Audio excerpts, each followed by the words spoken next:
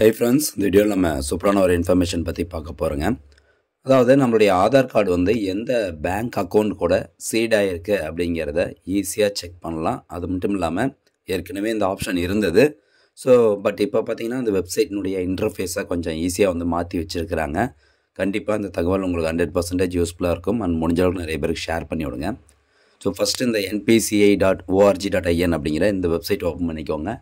Open ஆனதுக்கப்புறம் இந்த இடத்துல பாருங்கள் கன்சியூமர் அப்படின்ட்டு இருக்கும். அந்த ஆப்ஷனை கிளிக் பண்ணுங்கள். அடுத்ததாக லாஸ்ட் ஆப்ஷன் பார்த்தீங்கன்னா பாரத் ஆதார் சீடிங் எனேபிளர் அப்படின்ட்டு இருக்குது பார்த்தீங்களா. இந்த ஆப்ஷன் வந்து கிளிக் பண்ணுங்கள். அது கிளிக் பண்ணோன்னா உங்களுக்கு இந்த மாதிரி ஒரு பேஜ் ஓப்பன் ஆயிரும். பார்த்தீங்கன்னா இதுக்கு முன்னாடி வந்து இந்த பேஸ் ஆப்ஷனை யூஸ் பண்ணவங்களுக்கு கண்டிப்பாக இது இப்போ பார்த்தீங்கன்னா உங்களுக்கு புரியும். இதனுடைய இன்டர்ஃபேஸ் வந்து டோட்டலாக மாற்றி வச்சுருக்காங்க அப்படின்னு. இந்த மாதிரிலாம் இருக்காது. அங்கங்கே ஒரு சில ஆப்ஷன்ஸ் வந்து கொடுத்துருப்பாங்க. பட் இப்போது யூசர் வந்து புரியும் விதமாக இந்த இன்டர்ஃபேஸ் வந்து வச்சுருக்கிறாங்க. சரி, இப்போ வந்து உங்கள்கிட்ட ஒரு 5 பேங்க் அக்கௌண்ட் இருக்குதுன்னு வச்சுக்கலாம். 5 பேங்க் அக்கௌண்ட்லேயும் நான் வந்து ஆதார் கார்டு லிங்க் பண்ணி வச்சுருக்கிறேன். அப்போ 5மே வந்து லிங்க்டு தானே அப்படின்னு நீங்கள் நினைக்கலாம். அப்படி கிடையாது. ஆதார் சீடிங் பார்த்தீங்கன்னா எதுனா ஒரு பேங்க் அக்கௌண்ட்டில் மட்டும்தான் இருக்கும். மீதி 4 பேங்க் அக்கௌண்ட்டில் நீங்கள் லிங்க் வேணால் பண்ணி வச்சுருக்கலாம். மற்றபடி ஆதார் வந்து சீடாக இருக்காது. இது எதுக்காக நம்ம செக் பண்ணுறோம் அப்படின்னு கேட்டிங்கன்னா, இப்போ அரசு தரப்புலேருந்து உங்களுக்கு ஏதாவது ஒரு மானியத் தொகையோ இல்லை வேறு ஏதாவது ஒன்று வருது. இப்போ கேஸ் மானியமே வருதுன்னு வச்சுக்கோங்களேன். அந்த அமௌண்ட்டு எந்த பேங்க் அக்கௌண்ட்டுக்கு வரும்னா, உங்களுடைய பேங்க் அக்கௌண்ட் வந்து டைரக்ட் பெனிஃபிட் ட்ரான்ஸ்ஃபர் கூட லிங்க் ஆகிருந்தால் மட்டும்தான் அந்த அமௌண்ட்டு, அதாவது அந்த மானியத்தினுடைய அமௌண்ட் வந்து வரும். அப்போது இந்த டிபிடியில் எது லிங்க் ஆகிருக்கும் அப்படின்னு பார்த்தீங்கன்னா, உங்களுடைய ஆதார் கார்டு எந்த பேங்க் அக்கௌண்ட்டில் சீட் ஆகிருக்கோ அந்த பேங்க் அக்கௌண்ட்டுக்கு தான் இந்த டைரக்ட் பெனிஃபிட் ட்ரான்ஸ்ஃபர் மூலமாக உங்களுடைய அந்த மானியத் தொகை வரும். ஓகேங்களா? அப்போது எந்த பேங்க் அக்கௌண்ட் எனக்கு வந்து ஆதார் கார்டு சீட் ஆகிருக்கு அப்படிங்கிறத நம்ம செக் பண்ணணும். இதிலே கொடுத்துருக்காங்க பாருங்கள், டெஃபினேஷன் ஆதார் லிங்கிங் அப்படின்னு கொடுத்துருப்பாங்க. லிங்கிங் அப்படின்னா linking Aadhaar number to an account number. The customer can link their Aadhaar number to multiple bank accounts. Aadhaar card நம்பரை நீங்கள் எத்தனை பேங்க் அக்கௌண்ட் கூட வேணாலும் லிங்க் பண்ணிக்கலாம். பட் ஆதார் சீடிங் அப்படின்னு என்னென்னு கொடுத்துருக்காங்க பாருங்கள். Seeding is the process by which the bank will update the Aadhaar number in the NPCI mapper, National Payment Corporation of India.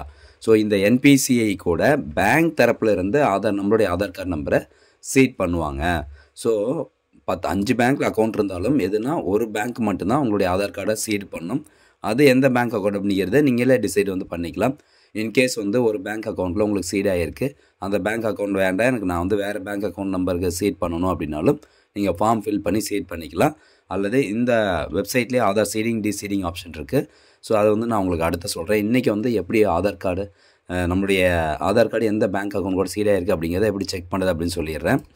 அது மட்டும் இல்லாமல் ஏற்கனவே வந்து நீங்கள் ஆஃப்லைன் மூலமாக பண்ணணுன்னா அதுக்கு என்ன ப்ரொசீஜர் அப்படிங்கிற வீடியோ இருக்குன்னு நம்ம சேனலில் போட்டிருக்கோம். அந்த வீடியோக்கான லிங்க் டிஸ்கிரிப்ஷனில் இருக்குது, தேவைப்படுறவங்க கிளிக் பண்ணி பார்த்துக்கலாம்.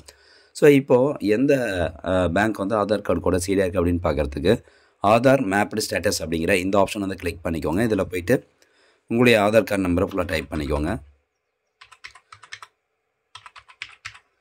டைப் பண்ணிட்டு கீழே பாருங்கள் ஒரு கேப்சர் கோடு இருக்கும். அந்த கேப்சர் கோடை டைப் பண்ணிக்கோங்க. கொடுத்துட்டு செக் ஸ்டேட்டஸ் அப்படிங்கிற ஆப்ஷனை கிளிக் பண்ணுங்கள். இப்போ உங்கள் ஆதார் கார்டில் லிங்க் ஆன அந்த மொபைல் நம்பருக்கு ஒரு ஓடிபி வரும். அந்த ஓடிபி நம்ம கரெக்டாக என்டர் பண்ணணும். ஓகே, ஒன்ஸ் ஓடிபி என்டர் பண்ணிட்டு ஜஸ்ட் கன்ஃபார்ம் அப்படிங்கிற ஆப்ஷனை கிளிக் பண்ணிங்கன்னா போதும். இங்கே வந்துச்சு பாருங்கள், mapping status enabled for direct benefit transfer, bank name வந்து ஐடிபிஐ பேங்க் அப்படின்னு வந்துருச்சு.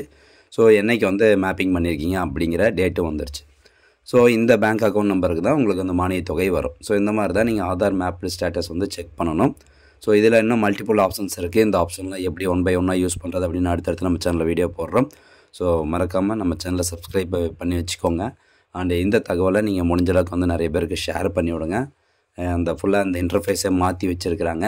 அது மட்டும் இல்லாமல் இப்போ ஆன்லைன் மூலமாகவே நம்மளுடைய ஆதார் கார்டு வந்து எந்த பேங்க் அக்கௌண்ட் நம்பருக்கு நீங்கள் மாற்றணும்னு நினைக்கிறீங்களோ ஆன்லைன் மூலமாக அப்ளை பண்ணி நீங்கள் ஈஸியாக வந்து சீட் பண்ணி வச்சுக்கலாம்.